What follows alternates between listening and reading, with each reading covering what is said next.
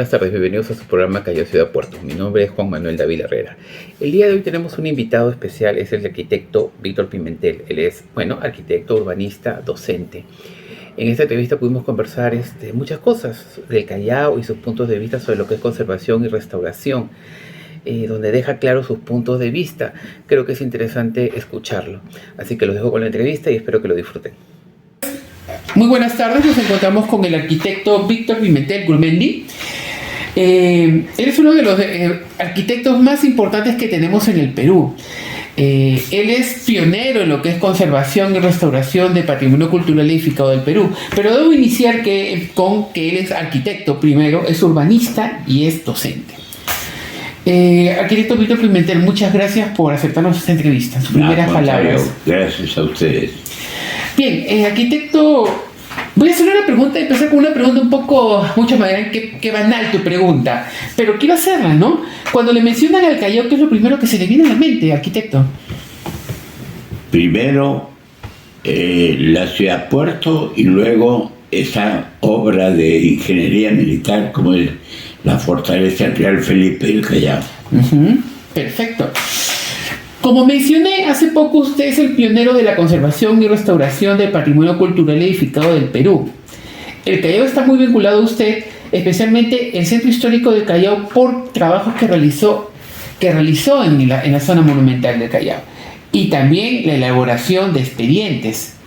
Creo que, si no me equivoco, la misma zona patrimonial, la zona monumental del Callao, y también creo que la fortaleza de Real Felipe. Claro. Yo lo que quería era sus impresiones de esta experiencia, tanto de la zona monumental como de la fortaleza de Real Felipe. No sé qué me podría decir, sé que hubo un equipo, qué lugares del Callao recuerda de esta experiencia, donde tuvieron de repente alguna dificultad, algún problema, o descubrieron algo totalmente diferente que no esperaban en el Callao. Bueno, tal vez lo que me llamó un poco la atención fue que todavía el Callao, nuestro puerto principal del Perú, conserva todavía, repito, no solamente inmuebles de calidad arquitectónica, sino también algunas iglesias, capillas, claro, pero de gran valor, dentro de su relativa modestia, pero de gran valor arquitectónico y urbanístico, que ameritan su conservación, desde luego, por lo tanto, ¿no? Y también como los que diseñaron el Callao tuvieron la sensibilidad de respetar los ambientes urbanos y darle un carácter muy especial, diferenciando, por ejemplo, la zona que se llama Chucuito, claro, donde hay pequeñas edificaciones que recuerdan además pintadas con colores muy vivos, y que al parecer vivieron ahí sobre todo grupos de italianos. Así es. Que les encanta el mar. Y bueno, Chucuito es singular. Luego hay edificaciones como tengo entendido, el Instituto Meteorológico, si no me equivoco, que está en una esquina. Y diferenciar además al Real Felipe como una unidad independiente del resto de las edificaciones. Sin embargo, a estas apreciaciones positivas de composición arquitectónica, urbanística del Callao, resulta que hace, no recuerdo cuánto tiempo, hace más de un año tal vez, fui invitado junto con una arquitecta muy distinguida que fue mi alumna en la Universidad de Ingeniería, ¿no? Fuimos invitados por una comisión de monumentos, de patrimonio del Callao. Ya. Pero al volver al Callao después de un tiempo que no lo hacía porque el problema de enfermedad me obligó a estar en mi hogar o en hospitales, pero al llegar, digo, al Callao, y la reunión era en el local del municipio, que no sabía yo que se había construido un municipio Al costado de la nuevo. fortaleza de Real Felipe. Al llegar al local del municipio y ver que este local estaba adherido, casi pegado A la fortaleza. a un sector importante de la fortaleza de Real Felipe, me dio tal indignación que ya me estaba retirando yo del local del municipio del Callao.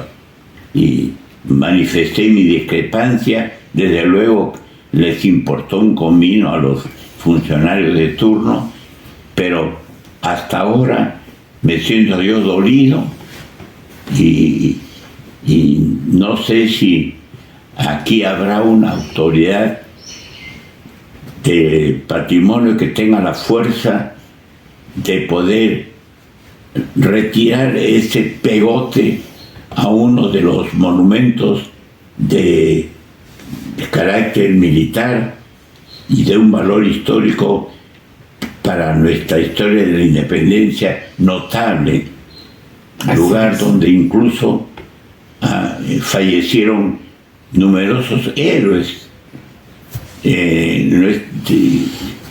que lucharon por nuestra independencia. Sí, y no solamente la indignación es compartida, ¿no? Porque cuando se construyó este edificio, muchas personas que queremos el Callao y sobre todo su patrimonio protestamos, ¿no?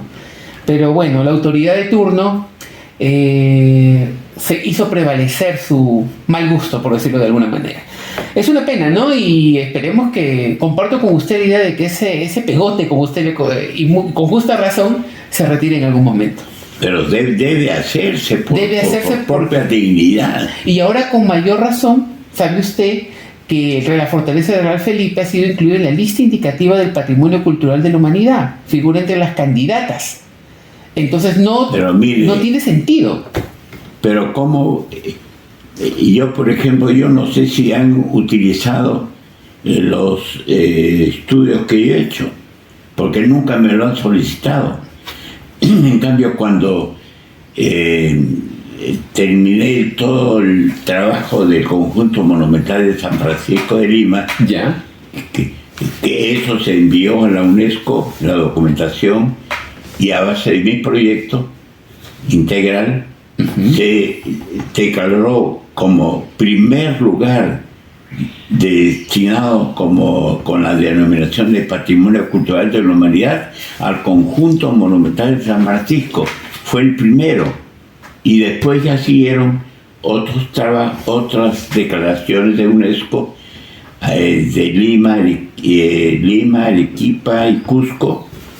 En el Callao se busca algo similar, esa estrategia, ¿no? Declarar el Patrimonio Cultural de la Humanidad, la fortaleza, y luego extenderlo a su centro histórico, a su zona monumental. Desde luego, porque es unitario. Exacto. Pero ese edificio de la comuna, realmente, dicho con todo respeto, pero con igual indignación, debe procederse a su demolición, a su retiro, porque es indigno lo realmente que sí. ¿Quiénes fueron los arquitectos, ingenieros o funcionarios que determinaron esa instalación? Debería averiguarse. Sí, y hubo mucho daño a patrimonio. Se encontraron restos del presidio del Callao, la antigua muralla que tenía, sí, y se destruyeron para hacer estacionamientos. O sea, imagínese, y le doy la razón cuando hablamos de que en cultura se ha avanzado poco y no interesa, muchas veces. Es que aún a muchos de mis colegas, no quiero precisar nombres, no les ha interesado nunca el patrimonio edificado de nuestros ancestros, por una simple razón: no han tenido la oportunidad o el deseo de averiguar los antecedentes históricos, lo que significó eso para la creatividad en general de la arquitectura, de la tecnología constructiva, del uso adecuado de materiales. Cuando uno habla de la arquitectura peruana del pasado, es realmente enorgullecedor ver cómo de las épocas preincaica, incaica, virreinal y republicana, con las influencias que se quieran, han surgido edificaciones notables, y que eso gradualmente se ha ido destruyendo, alterando, mistificando, prostituyéndose. ¿Y todo por qué? Por la ignorancia de los valores que encierran estos edificios de épocas pasadas. Claro, hay mucho que trabajar en lo que es memoria histórica, en identidad y sobre todo información, y tener profesionales adecuados, definitivamente. Arquitecto, vuelvo al Callao nuevamente, ¿no? Yo sé, me han contado, y he leído también, y he visto también las placas de, por ejemplo, la iglesia matriz, la placa donde aparece su nombre. Usted ha participado o ha intervenido en diferentes lugares del centro histórico del Callao, de la ciudad Puerto. ¿Usted nos puede comentar, o mejor dicho, nombrar cuáles recuerda que haya intervenido en el Callao? Bueno, a propósito de la iglesia matriz, ¿ya? La Corporación del Callao ¿ya? me solicitó, ¿ya? En la culminación de los trabajos, lastimosamente, de reconstrucción de la iglesia matriz.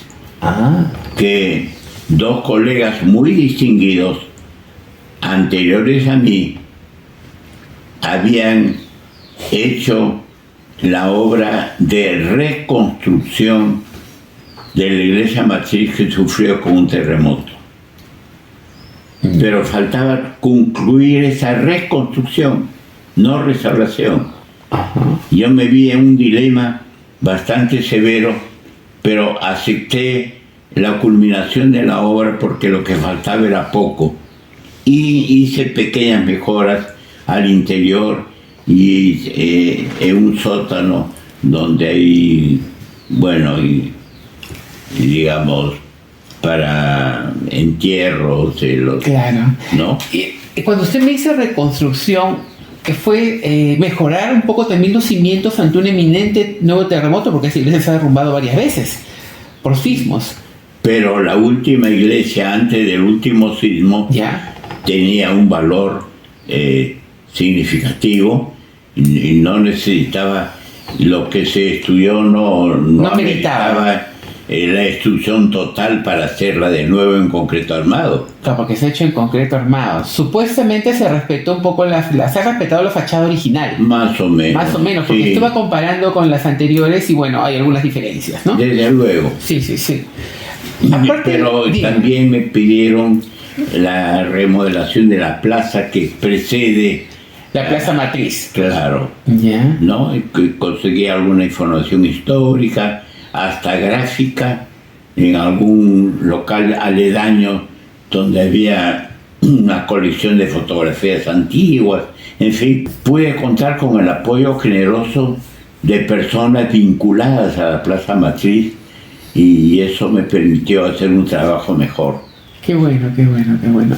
¿Qué otros lugares más ha intervenido usted en el Callao? Bueno, el trabajo mayor, y yo diría el más importante, no solamente del Callao, sino del Perú, es el proyecto integral de la fortaleza del Real Felipe. Monumento notable de arquitectura militar, y que incluso el virrey Amat participó también ahí. Y ilustres ingenieros especializados en construcciones militares o fortificaciones, y es el Pentágono más bello que yo conozco de estas épocas. Además que se diseñó con todo el rigor que la tecnología especializada de la época mandaba, de la época claro, muchos años anteriores, ¿no? Incluso en Italia, en Francia, habían expertos en construcción de estas edificaciones militares en varios países del mundo, de tal forma de que el arquitecto que quiera dedicarse a esta especialidad va a encontrar numerosas obras que hablan de la tecnología, de los términos en general y de la forma como debería edificarse una fortificación como la de Real Felipe, y como de hecho se hizo a base de los mejores especialistas que había en el virreinato en ese momento. Ahora, usted debe, por las noticias recientes, el Callao está haciendo bastante, hecho noticia por el desenterramiento han desenterrado un sector de la fortaleza Real Felipe y se ha encontrado un piso de una casa antigua que data de la época virreinal. En los trabajos que usted hizo, porque he podido ver algunas imágenes de los trabajos que usted hizo en la fortaleza de Real Felipe, y ¿ha tenido usted oportunidad de ver, saber o encontrar algunos restos antiguos o no? No, yo lo que me he preocupado es de restaurar, sobre todo en el llamado Caballero de 12 Cañones. Ya. Ah, ok. Trabajó el muro. No solamente el muro. Habían 3 ambientes abovedados, claro. Con unas bóvedas excepcionales de gran luz, ¿no? Que cubrían anchos considerables estos 3 ambientes. Y ese fue tal vez el trabajo estructural de mayor dificultad que me tocó afrontar. Y además de ello ya siguieron unos rellenos de algunas excavaciones que yo no sé con qué finalidad habían hecho y no sé quiénes, ¿no? Los que estaban a cargo bajo la responsabilidad de esa fortificación, y también construyeron algunas habitaciones que serían para personal militar sobre el camino de ronda de un sector. En fin, hay que pensar que el uso que se dio al Real Felipe fue bastante indigno, por decir lo menos. Se usó como aduana, se hicieron demoliciones absurdas, inútiles, y en una determinada época, para una inauguración, me parece que fue en la época del señor Leguía, si no me equivoco, hicieron como coronamiento de las murallas unas aspilleras, o como le llamen, de donde se disparaba, digamos, pero hechas con ladrillitos de eso de construcción contemporáneos, que no venían al caso, y no pues casi como una escenografía barata, ¿no? Cuando no hay la información requerida, mejor es no tocar nada, no hacer adiciones que a uno le parece. Eso que menciona, sí, he visto que viene ocurriendo en el Callao. Y en realidad yo he estado comparando fotos antiguas de la fortaleza de Real Felipe y veo que hay elementos que no existían hace unos 30, 40 años atrás. A muchos, y lamentablemente, ¿no? Por ejemplo, los que vienen a hacer turismo no lo saben y tampoco se les informa, y a veces toman la foto y se van con esa experiencia o con esa mala información, ¿no? Ahora, cuando yo, por ejemplo, he visitado en en Costa Rica, edificaciones militares excepcionales, ¿no?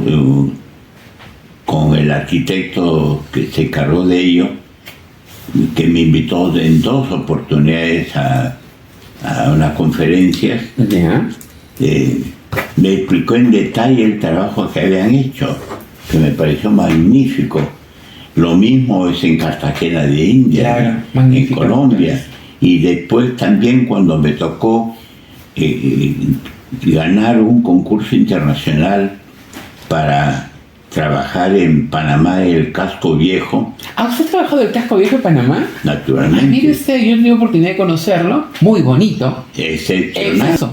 Bueno, lo que logré, por ejemplo, recuerdo mucho, hay una plaza que se denomina, si no me mal recuerdo, la Plaza del General Herrera, o algo, sino que acá en Lima había una estatua de este señor y que estaba cerca de la cabaña, llamada La Cabaña. Un teatro que había aquí en el Campo de Marte. No, Campo de Marte no era. No, el Campo de Marte. No, era por el costado del Museo de Arte, por allá. Sí, exactamente. Exacto, sí. Bueno, la ignorancia de la gente hizo que retiraran a esta estatua de este general Herrera y lo pusieran en otro lugar.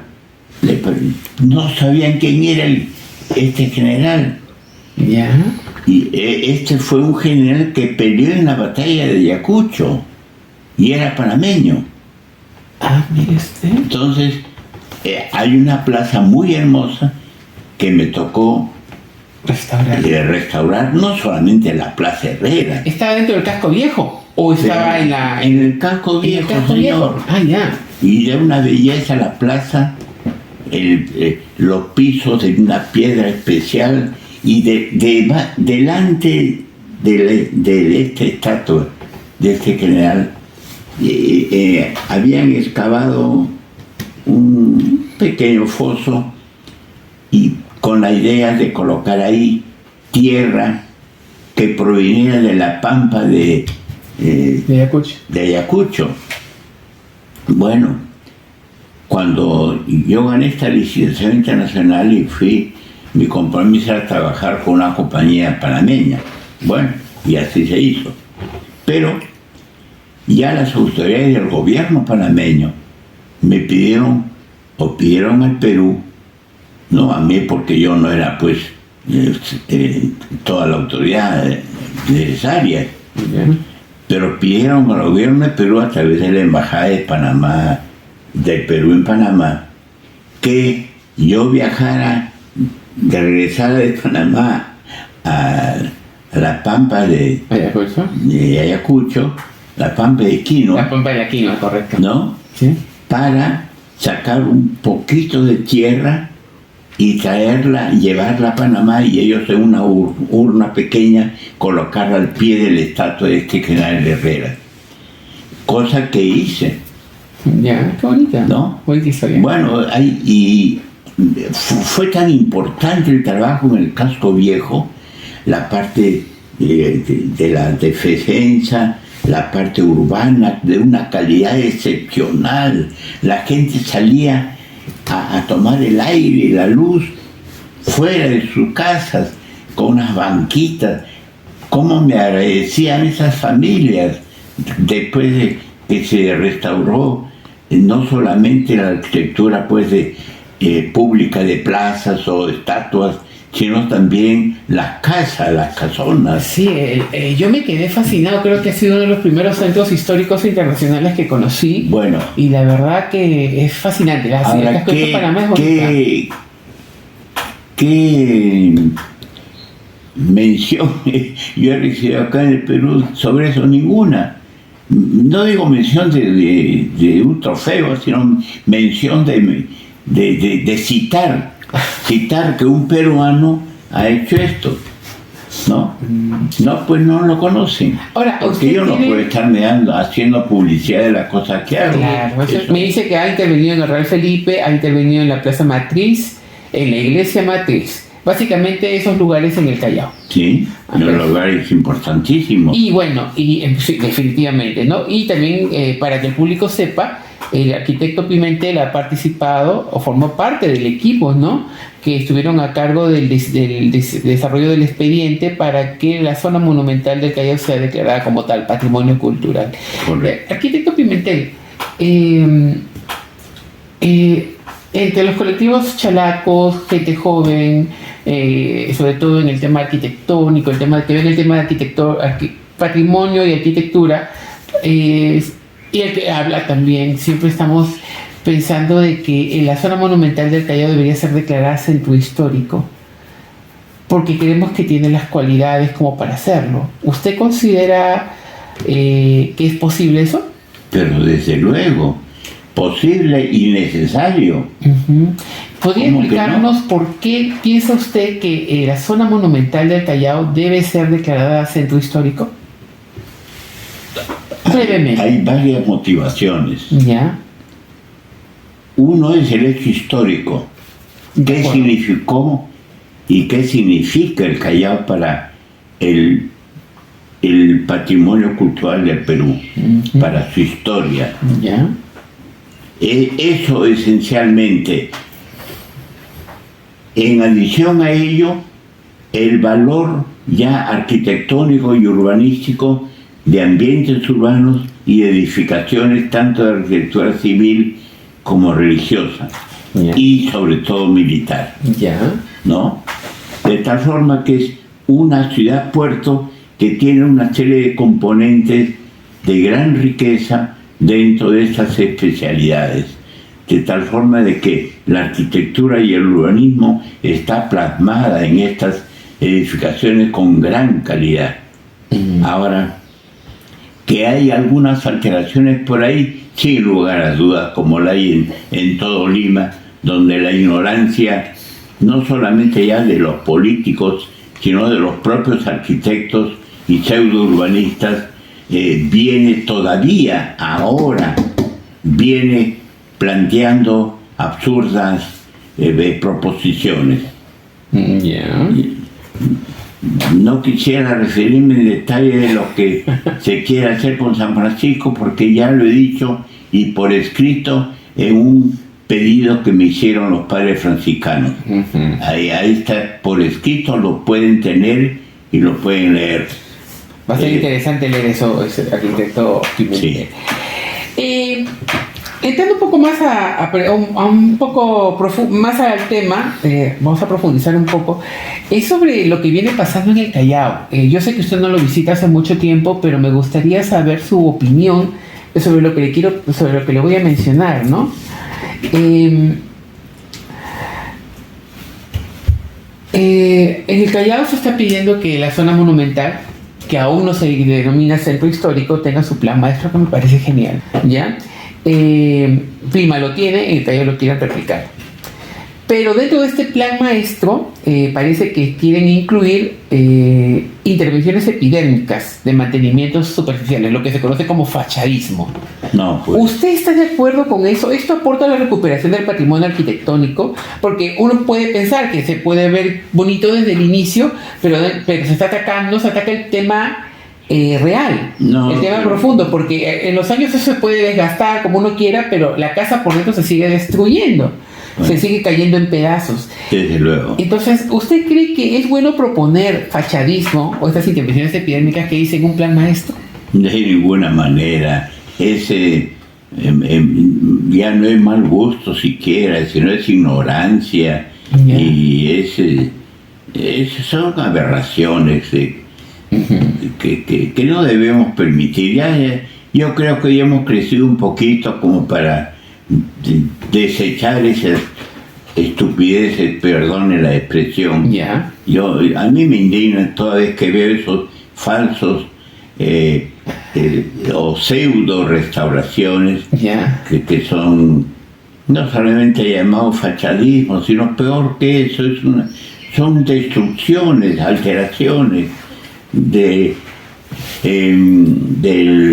lo que debe ser la autenticidad en las intervenciones de restauración. Claro, la autenticidad, que es Hay importante, ¿no? cuando creamos el ICOMOS, del cual soy miembro honorario Ya. del ICOMOS Internacional, Ujú. y tenemos el ICOMOS Perú, del cual fui el primer presidente, Ya, en uno de los congresos realizados en una ciudad de China, ya, no, es de Japón, perdón, en Nara, ya, si no me equivoco, sí, en Nara fue, se dijo que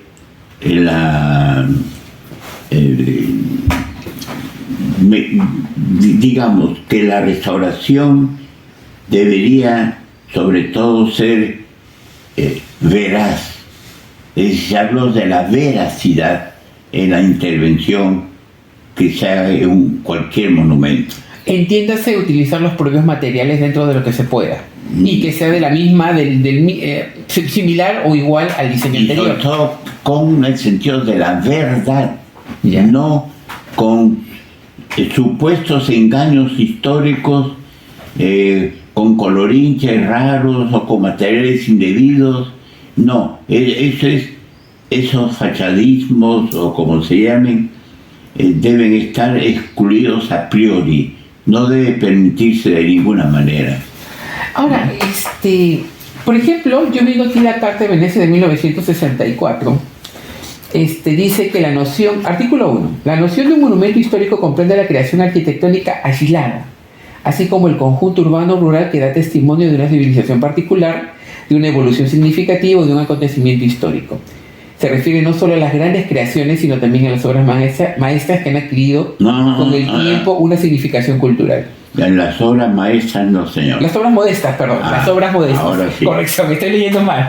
Ya. Se lo sabe muy bien. Porque les voy a contar. Sí, y eso me interesa porque yo veo en el Callao monumentos. No, Y- pero quería explicar Ya, por qué ok, por favor. modestas. Modestas. Yo sé. Bueno. Por favor, del público. Sí. Cuando lea el documento que le he dado sobre el Congreso de Venecia Ya. del 1964, y fui el único representante a este Congreso Mundial, el presidente del Congreso nombró, mejor dicho, el arquitecto que estaba fungiendo de presidente interino en la inauguración de la ceremonia del Congreso, el arquitecto Piero Gastola, Ya. ¿no? En la mesa de honor estaban tres personajes. El profesor Raymond Lemaire, de Bélgica, ilustre colega, el arquitecto Carlos Flores Marini, de México, que para descanse, único representante de México, y el profesor Roberto Pane, que fungía de presidente en ese momento en la instalación nada más Ya. desde el Congreso. Entonces, él da la bienvenida a los congresistas y luego dice, bueno, vamos a dar inicio al Congreso. Después hablar a las autoridades, ¿no? El cardenal, ministro, etcétera, de Educación de Italia.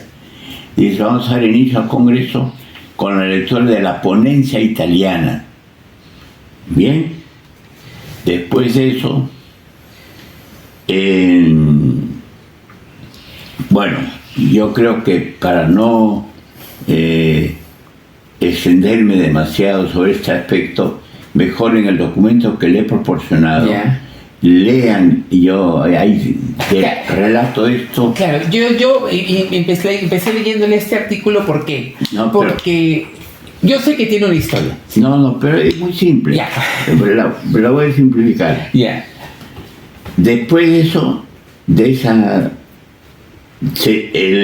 encargado de la presidencia interina en ese momento, a la inauguración, dice, bueno, ahora se va a nombrar al presidente del Congreso y ha sido designado el profesor Guglielmo D'Angeli Sosa, que fue uno de mis profesores en la Universidad La Sapienza de Roma. Ya.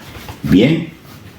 Y también se nombra a 4 vicepresidentes generales, uno de los cuales era el delegado del Perú. Ah, mire usted qué interesante. Qué privilegio increíble. Ya. Y en ese momento, la función de esos subgerentes generales era redactar lo que se llama la Carta de Venecia, Ya. es el documento fundamental que debe regir a nivel mundial, Ujú. crear un organismo que supervise y oriente y ayude a nivel mundial en esta disciplina que se llamará ICOMOS, de un inglés mal hablado, International Council of Monuments and Sites, Sí. Consejo Internacional de Monumentos y Sitios. Bien, y también que redacte las conclusiones del Congreso. Entonces yo trabajé en estas 3 secciones y hasta en una cuarta ya solo, colaborando con el presidente del Congreso, que nos hicimos muy amigos por mis intervenciones, y se redactó al final, ya fuera del Congreso, un documento fundamental que se llama Il Monumento per l'Uomo, el monumento para el hombre. Pero, bien, al ser designado entonces el delegado del Perú como uno de los miembros de estas comisiones que se crearon, a los que se designaron como vicepresidentes generales, entonces comenzamos la discusión en una isla que está frente al Palacio Ducal. Se pasa cruza el Canal Grande y está la isla de San Giorgio, la isla de San Jorge. Y ahí hay ambientes de una fundación Cini, y ahí sesionábamos la comisión, por ejemplo, de la Carta de Venecia, Ya. que se llamó la Carta de Venecia, o se llama. La definición de monumento: se considera monumento las obras maestras que con el tiempo han adquirido un significado cultural castellano. Ya. ¿Bien? Sí, y un momentito, señores, ¿y qué pasó con las obras modestas? ¿Por qué solo son monumentos las obras maestras, las grandes obras? Yo considero que también debe decirse, y las obras modestas que con el tiempo han adquirido un significado cultural. Ujú. Y les pongo un ejemplo. En mi patria, en un pueblo modesto llamado Quinoa, un virrey español firma la capitulación, es decir, la rendición de las tropas españolas luego de la batalla de Ayacucho, de la Pampa de la Quinoa. Ya. Y esa firma de ese virrey se realizó en un ambiente muy humilde, pequeño, en el perímetro de la plaza de la Quinoa, casi una choza. Entonces, también se deben considerar monumentos aquellas obras modestas que con el tiempo han adquirido un significado cultural. O sea, las modestas y las maestras. Ya. Interesante. Bueno, y además me tocó intervenir pues en varios artículos, Me ¿no? imagino, qué buen aporte en realidad. Pero eso acá yo no lo puedo divulgar, pues ¿por aquí lo divulgo? A mi vecino. A veces el peruano tiene una idea equivocada de que un monumento tiene que ser pues algo excepcional, algo grande, hermoso Y y por maravilloso. eso puede ser Y la ignorancia. Exacto. Ahora, Porque cuando yo sostuve esa calificación de que también las obras modestas, todos estuvieron de acuerdo. No se les había venido en mente. una consulta, arquitecto. A veces, me parece que en la Carta de Atenas, corríjame usted por favor, usted una mente lúcida, tocan el concepto de monumento por primera vez. Y ahí ustedes hablan del monumento en sí. Me parece que en una carta posterior, que creo que fue ICOMOS, no lo recuerdo ahorita, y tocan que ahora se debe de cuidar no solamente el monumento, sino el entorno. Ah, no, es que todo monumento tiene un ambiente que lo rodea. Es que a lo que iba es que en Perú muchas veces se olvidan de eso. No, pues, pero el Perú se olvida de todo, no de eso. No, acá se olvidan del monumento y por eso lo derruyen y hacen otro en conquista armado para que dure más tiempo. Somos unas bestias. Ahora, el tema de... y lo digo porque en el caso del Callao... No puede, un monumento tiene una aureola, es que le llaman un entorno. Exacto. Entonces, todo eso se respeta, justamente al milímetro. ¿Por qué yo me he indignado y hasta ahora estoy sufriendo de ver un local de un municipio que debe dar el ejemplo de cómo se debe respetar el patrimonio cultural edificado, como un local municipal? ¿Qué proyecto, qué arquitecto, qué ingeniero, quién ha diseñado esa monstruosidad adosada a un monumento de la calidad histórica y arquitectónica como era Fortaleza Real Felipe del Callao? Ha hecho el mejor ejemplo. Acaba de dar el mejor ejemplo. Así que vamos con la siguiente pregunta. Pero es importante porque muchas veces nos enfocamos solamente en la plaza o en el monumento del centro o en la Alameda, pero no vemos el entorno, ¿no? Ahora, también con el tema viene también el tema del fachadismo también, que muchas veces pintamos toda la plaza, pero no atacamos el problema interior de las casas que están alrededor de la plaza. Eso indica que los que intervienen de esa forma tienen una mentalidad sumamente, ¿qué podría decir? Sin decir una grosería, que una mentalidad limitada, un poco limitada. Ni siquiera digo de niños, porque los niños tienen una sensibilidad extraordinaria, ¿no? No se debe ofender a los niños. Ahora, usted sabe que se ha avanzado mucho bueno, debe de saber, y le comento mejor, que en el Callao se ha avanzado mucho en cuanto a la institucionalidad de quienes administran la zona monumental del Callao ahorita, ¿no? Por ejemplo, se ha creado una especie de ProLima en el Callao que no tenía antes. Ahora se llama Progresamos Callao, que lo ha hecho el alcalde actual. Ya, arquitecto, dígame una cosa. Le estaba diciendo sobre cómo las autoridades, en este momento en el Callao, se ha creado Progresamos Callao, que es una similar a la que tiene en Lima, que es ProLima, ¿no? Que se está encargando del cuidado de la zona monumental, dígase de alguna manera, la zona monumental del Callao. Ahora, menciono esto porque también se vienen realizando otras actividades en el Callao, pero se le está dando un uso político a estas intervenciones que benefician al patrimonio cultural chalaco. ¿Qué opinión usted en su experiencia seguramente lo ha visto, que ha tenido oportunidad de trabajar con autoridades, de qué manera podría o no, porque también todo es político en realidad, puede esto afectar, alterar o de repente no beneficiar al patrimonio cultural? Yo pienso que la labor de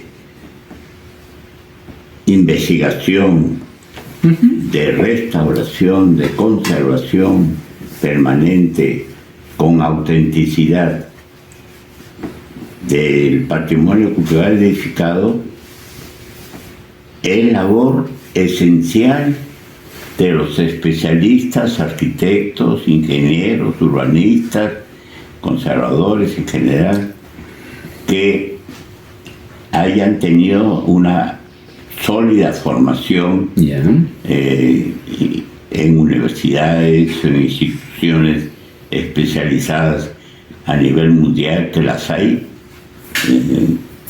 desde luego en países que tienen una riqueza cultural excepcional, como es el caso de Italia, por ejemplo,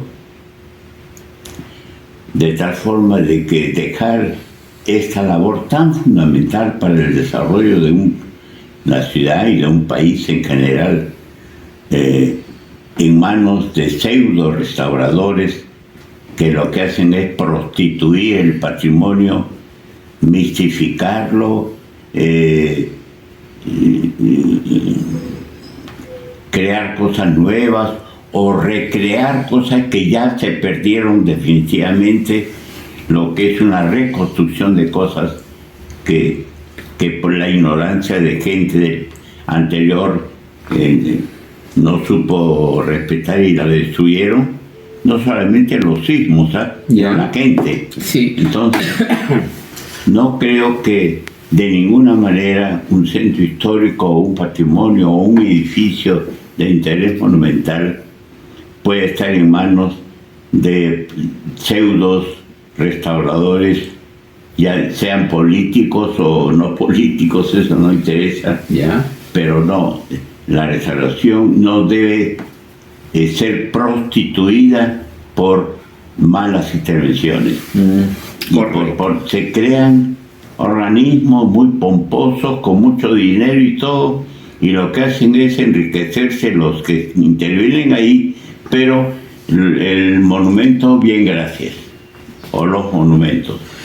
Entonces, esto requiere una vocación realmente y una pasión que no es de negocio. Entonces pensamos que estas personas que trabajan en lo que es recuperación del patrimonio deben tener muy clara la idea de lo que es político, de lo que es cultural. Pero lógico, es como... En el camino puede ser un poco difícil cuando uno trabaja de repente en una municipalidad donde tienes que darle cuentas de repente al alcalde o algo así, ¿no? No, es que si yo trabajo en un municipio y el alcalde me dice, oye, mira, tírate, derruye esa iglesia porque no me gusta y me haces una más bonita en concreto armado, o si no con enchape de piezas de mármol de todos los colores, ¿no?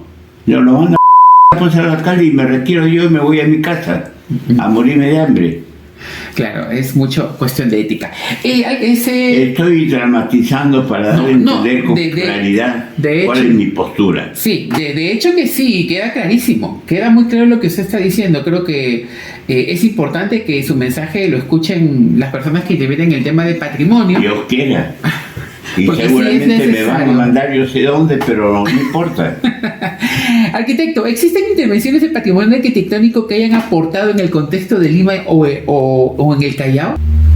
Sí, hay varios, pero tendría que ver el nombre de la calle, la plaza. ¿En el Callao recuerda alguno de repente? Bueno, ¿Encontró algún aporte? Sobre el mayor aporte en el cual yo he intervenido además es en la fortaleza del Real Felipe el Callao. Ya. Si bien en general se ha posesionado en mi proyecto, Ya. y hasta me mostró una vez que fui con el presidente de Belaúnde, él con su bastoncito me dijo, mire arquitecto, delante del presidente, y ahí abajo está su nombre en un edificio que construyó el virrey Amasa. Ya. Y dice, este edificio fue construido por el general Kelman Hammond. ¿Qué es esto? Mi última No pregunta. puede estar bueno, sí. Mi última, no, para que no reniegue, arquitecto. Para usted, ¿cuáles serían los aportes respecto al pensamiento moderno? El pensamiento moderno dice muchas veces que hay que dejar el pasado atrás y apostar por lo nuevo. Y si esto de alguna manera se opone a la conservación del patrimonio. De ninguna manera, no hay ninguna oposición del futuro con relación al patrimonio, al contrario, la riqueza patrimonial nos obliga a superarnos y a hacer cosas tal vez mejores que antes hicieron, ¿de acuerdo? Ya. Y eso significa desarrollo. Pero lo que no es desarrollo es anular lo que nuestros ancestros han hecho y pretender que lo que hacemos nosotros ahora, porque somos unos genios, ¿no? Estamos creando algo de mucho mayor interés que el pasado.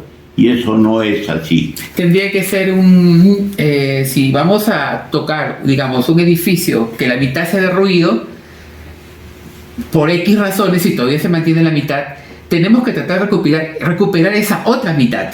Y agregar, el añadido es moderno, pero que mantenga una simetría, de repente, una relación. No, simplemente completarlo de acuerdo a la tecnología de lo que le queda de sustento todavía. Ya. ¿no? Y si siguen estarle diferenciando demasiado, si se pone una señal, eso está indicado en la Carta de Venecia, Ya. ¿no? Ya. Es cuando se agrega algo a un monumento por razones de estabilidad o lo que fuere, se coloca una señal que indica que este elemento es nuevo, Ya. para que no hayan engaña muchachos. Perfecto.